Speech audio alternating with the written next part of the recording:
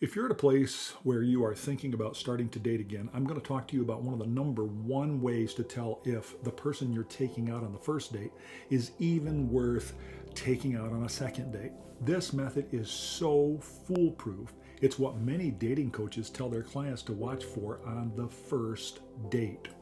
So let's set up the scenario. You're on your first date, you're eating at a restaurant, and everything seems to be going smashingly well until the waitstaff comes to your table. Your date has been really happy, they've been really congenial up until this point, but then you notice that their demeanor begins to shift when the waitstaff arrives. Suddenly, your date is rude, they're dismissive, or they're just straight up entitled toward the waitstaff. We talk about red flags all the time, but that behavior isn't just a red flag, it's a neon billboard that's telling you, finish the date and don't ever go back on another one with this person. Why?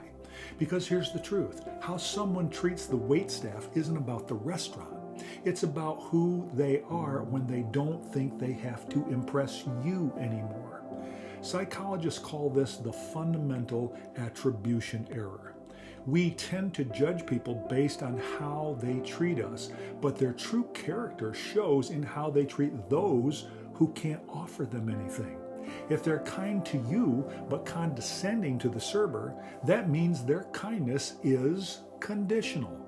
And let's be real, if they can't even show basic respect to someone who is just doing their job, what happens when the honeymoon phase is over if you continue to date them? What happens when they're frustrated? What happens when life gets hard? So, if your date is snapping at the waiter, rolling their eyes, or acting entitled, don't ignore that sign. It's a real red flag. It's not just bad manners, that's a preview of what you're about to get yourself into. And if that's what they show you on date one, they don't deserve date two. Remember, the higher you climb, the better the view. Let me encourage you to climb higher because you deserve to be happy.